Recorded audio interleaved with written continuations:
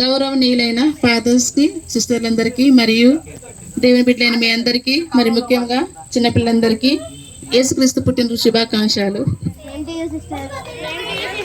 Happy Christmas. Happy Christmas. Christmas అంటే ఏంట్రా? What is the Christmas festival? Christmas అనేది మన దేశవ్యాప్తంగా చాలా మంది చాలా గొప్పగా ఈ పండుగని జరుపుకుంటారు, అవునా? మరియు కొందరు చాలా రకరకాలుగా తమ స్తోమత తగినట్లుగా ఈ పండుగని చాలా గొప్పగా జరుపుకుంటారు.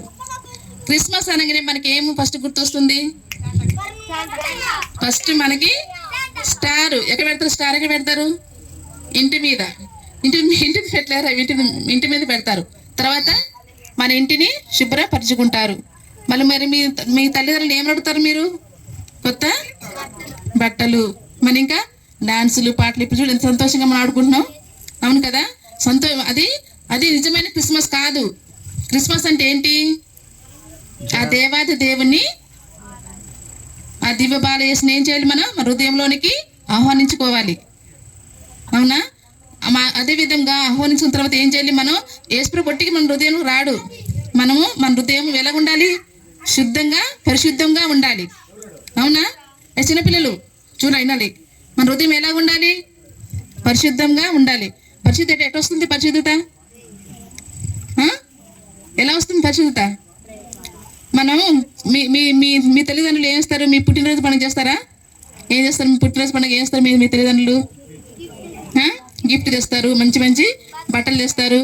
మరి ముఖ్యంగా చికెన్ బిర్యానీ కొనిస్తారా మీ పండగకి? మరి మన యేసు ప్రభుని, లోకరక్షకుడి మన పండగకి తనకి ఏం గిఫ్ట్ ఇద్దాం? మనం వినాలి పిల్లలు. యేసు ప్రభు పుట్టినరోజు కదా. పుట్టినరోజు యేసు ప్రభు ఎప్పుడు పుట్టాడు? తనకి ఏం గిఫ్ట్ ఇవ్వాలనుకుంటున్నారు మీరు? చెప్పాలి. ఏం గిఫ్ట్ ఇవ్వాలి దేవునికి? మన తల్లిదండ్రులు మన సంతోష పెట్టడానికి చాలా చాలా గిఫ్ట్లు ఇస్తారు మనకి. మన బంధువులు వచ్చి మనల్ని విజిట్ చేసినప్పుడు చాలా ఉన్న వాళ్ళు ఏం చేస్తారు? బంగారాన్ని, రింగ్ ఇస్తారు కదా, రింగ్ని, మళ్ళీ చాలా పెద్దమైన చాలా కాస్ట్లీ గిఫ్ట్లు ఇస్తారు మనకి. అప్పుడు మనం సంతోషంగా ఉబ్బిపోతాం. మనం వేరే వాళ్ళకి కూడా చూపిస్తాం. అదే విధంగా యేసు ప్రభు పుట్టినప్పుడు తనకి ఏం గిఫ్ట్ మనం ఇవ్వాలి? ఏమి ఇవ్వాలి? మనం కూడా చిన్న చిన్న గిఫ్ట్లు ఇవ్వాలి. ఆ చిన్న గిఫ్ట్లు అంటే ఏంటి? ప్రార్థన కూడా. చిన్న గిఫ్ట్లు ఏంటి? చిన్న అంటే మన ఇళ్ళ తరగాలి. మన ఇతరులను కొట్టినప్పుడు క్షమించే గుణం ఉండాలి. ముఖ్యంగా ఏముండాలి? క్షమించే. మళ్ళీ ఒక దెబ్బ కొట్టానుకో వేరేవాడు నన్ను కొడతావారని వేరే గుద్దు అట్లా కొట్టొద్దు, అర్థమైందా? క్షమించే గుణం ఉండాలి. మళ్ళీ ఇంకేంది? అమ్మ చెప్పిన మాటలు, ఇంటికాడ కొద్దిగా పని చేయడము, తల్లిదండ్రులకు సహాయం చేయడము, అది కూడా దేవునికి ఒక చిన్న గిఫ్టే, అర్థమవుతుందా? మళ్ళీ ఇంకేం చేయాలి?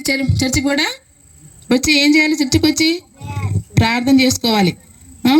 అమ్మగారికి మాకు సాయం చేయాలి. వచ్చి ఏం సాయం చేయాలి? అమ్మగారికి ఏం పని చేయాలరా? వచ్చి చీరలు పెట్టడం కానీ, చర్చి ఊకడం కానీ కొద్దిగా వచ్చి చేయాలి. మళ్ళీ మంచి అలవాట్లు నేర్చుకోవాలి. ముఖ్యంగా ఫాదర్ సిస్టర్ కనిపించగానే ఏం చెప్పాలి? గుడ్ మార్నింగ్ సిస్టర్ చెప్తున్నారా? ఏమనైతే ఎప్పుడు వినలే. మమ్మల్ని చూడండి నేను దాముకుంటున్నారు అటు పోయి కదా, అవునా కదా? అంతే చేస్తున్నారా? మీరు చదువుకున్నారు కాబట్టి ఏం చేయాలి? మంచి హ్యాబిట్ అంటే ఏంటి? మంచి అలవాట్లు కలిగి ఉండాలి, అవునా? ఫాదర్ని, అమ్మగారిని చూడని ఏం చెప్పాలి? Good morning sister, good evening sister, good morning father అని మంచి మంచి భక్తితో వచ్చి చెప్పాలి, అర్థమైందా? మరి ముఖ్యంగా ఏంటిది? మళ్ళీ మంచి అలవాట్లు, చెడ్డ మాటలు పలకూడదు, అబద్ధాలు ఆడకూడదు. మీ స్కూల్లో చెప్తున్నారు కదా, చెప్తున్నారా? స్కూల్లో వింటున్నారు? మరి ఏం చేస్తున్నారు మీరు? తల్లిదండ్రుల మాట వింటున్నారా? గుడికి పోరంటే ఇక్కడ అటు ఉరుకుతారు, అటు చర్చిలో ఉన్నారంటే ఉండరు. పిల్లలు మీరేం చేయాలి? తల్లిదండ్రుల మాటలు వినాలి. మళ్ళీ సిస్టర్లు చెప్పిన చెప్పిన మాటలు కూడా మరి జాగ్రత్తగా వినాలి. మరి పెద్దలు కూడా ఒక చిన్న స్టోరీ ద్వారా చెప్తాను. ఒక వ్యక్తి ఇట్లా ఆలోచించుకుంటున్నారు అనమాట. తనకు ఒక ఆలోచన తట్టింది. ఏమని? ఒక షాప్ పెట్టాలని, ఒక బిజినెస్ పెట్టాలని అనుకుంటాడు. అనుకొని ఏం చేస్తాడు? ఒక చిన్న టీ కొట్టు పెట్టుకుంటే కొంచెం డబ్బులు సంపాదించుకోవచ్చులే అని అనుకుంటాడు అనమాట. తను అనుకున్నప్పుడు ఏం చేస్తాడు? మళ్ళీ ఆలోచించి ఆ టీ షాప్ ఎక్కడ పెట్టాలి అని ఆలోచిస్తాడు. ఆ టీ షాపు రైల్వే స్టేషన్లో పెడితే ఎక్కువ డబ్బులు సంపాదించుకోవచ్చులే అని అనుకుంటాడు అనమాట తను. మళ్ళీ ఆ రైల్వే స్టేషన్లో చాలామంది పొద్దున చాలామంది ఉంటారు కదా ప్రజలు. మరి అదేవిధంగా చాలామంది చాలా వస్తువులు అమ్ముకుంటారు. ఎక్కువ డబ్బులు సంపాదించాలంటే నైట్ 9 గంటలకు నైట్ నేను బిజినెస్ స్టార్ట్ చేస్తే నాకు డబ్బులు వస్తాయి అనుకొని అలా ఆలోచించుకుంటూ దాన్ని 8 గంటలకి టీ తీసుకొని రైల్వే స్టేషన్కి వెళ్తారు అనమాట. అప్పుడు ఒక ట్రైన్ వస్తుంది. ట్రైన్ రాగానే తను ఏం చేస్తాడు, టీ అనుకుంటా ముందుకి వెళ్తాడు అనమాట. కానీ చాలా దూరం వెళ్తాడు, కానీ ఎవరు టీ కొనపోయాకే తను ట్రైన్ వెళ్ళిపోతుంది. నిరుత్సాహంతో వచ్చి అక్కడ కూర్చొని నిరుత్సాహంగా కూర్చుంటాడు అనమాట. కూర్చోగానే ఒక అతను వచ్చి, ఏంటి సోదరా, ఎందుకు అంత నిరుత్సాహంగా ఉన్నావు, ఇంత సాడ్గా ఉన్నావంటే తను అంటాడు, నేను ఎంత ఆశతో టీ కొట్టి పెట్టాను, ఎవరు ఒక కప్పు కొట్టి టీ తీసుకోలేదు అని తను చెప్తున్నమాట. అది ఆ ట్రైన్ ఏం ట్రైన్ అనుకున్నాం, గూడ్స్ ట్రైన్. తను ఆలోచించాడు అది గూడ్సా లేకుంటే దాంట్లో ప్రజలు ఉన్నారా లేదని అనుకోకుండా తన ఉద్దేశం ఏంటి, టీ అమ్మాలని తన ఉద్దేశం. కానీ అని అంటాడు, నువ్వు ప్రజలు ఉన్నదాన్ని ట్రైన్లో నువ్వు వెళ్ళలేదు, గూడ్స్ వచ్చిన ట్రైన్లో నువ్వు టీ అంటే ఎవరు కొంటారు అని అని చెప్పగానే తను అనుకుంటాడు అనమాట, అవును కదా అని. మన జీవితంలో కూడా అంతే. మనము ఏదో దేవునికి క్రిస్టియన్స్ మనం పేరు మాత్రం దేవుని బిడ్డలం అంటే దేవుని తెలుసుకున్న వాళ్ళం, రోమన్ క్యాథలిక్ చర్చ్. కానీ మనం చేసేది ఏదో సంవత్సరానికి గుడికి వస్తాం, ఏదో అందరూ 10 మందిలో గోవింద అన్నట్లుగా చర్చికి వచ్చి ఏదో అందరి మధ్యలో వచ్చి చెంద వేసి మనం వెళ్ళిపోతాం. అలా కాదు మన జీవితం ఎలా ఉండాలి, మన విశ్వాస జీవితం కలిగి ఉండాలి. పెద్దలైన మీరందరూ తల్లిదండ్రులను మీ పిల్లలను కూడా చాలా మర్యాదగా మంచి భవిష్యత్తు వలన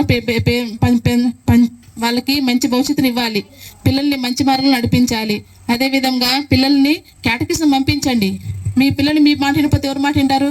కంపల్సరీగా మీరు పిల్లల్ని ప్రోత్సహించాలి మంచి మార్గం నడిపించుకోవడానికి. ఆ సెల్ పొలిచి 24 hours సెల్ పొలిచి చదువుకోకుండా వాళ్ళ జీవితాన్ని మీరు తల్లిదండ్రులు చాలా మంది తల్లిదండ్రులు మీ పిల్లల యొక్క బాధ్యత. మీరు మీ పిల్లలకి మంచి భవిష్యత్తు ఇవ్వాలని.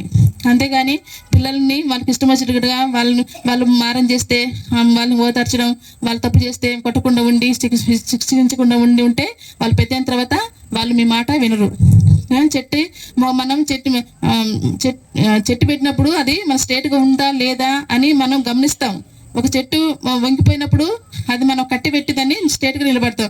అదే మన పిల్లల జీవితంలో కూడా ఎలా ఉండాలి, పిల్లలు తప్పు చేస్తుంటే మనం కరెక్ట్ చేయాలి.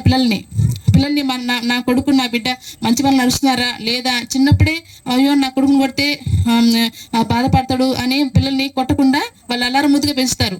అలా పెంచడం వల్ల ఏమవుతుంది, పెద్దయిన తర్వాత వాళ్ళు పెద్ద మాట వినకుండా వాళ్ళు ఇష్టం వచ్చినట్టుగా జీవించుకుంటూ ఎవరి మాట వినరు అన్నమాట. మొక్క వంగదే మానే వంగదు. అందుకని చిన్నప్పుడు మీరు ఏం చేయాలి, తల్లిదండ్రుల మాటలు వినాలి. ఎప్పుడైతే మన తల్లిదండ్రుల మాటలు వింటామో అప్పుడు ఆ దేవుని బాల చేసి మన హృదయంలో మనం ఆహ్వానించడానికి మనకు మంచి ప్లేస్ ఉంటుంది. అప్పుడు మన సంతోషంగా క్రిస్మస్ని జరుపుకోవచ్చు. ఈ చిన్న వాళ్ళు దేవుడు ఆమె.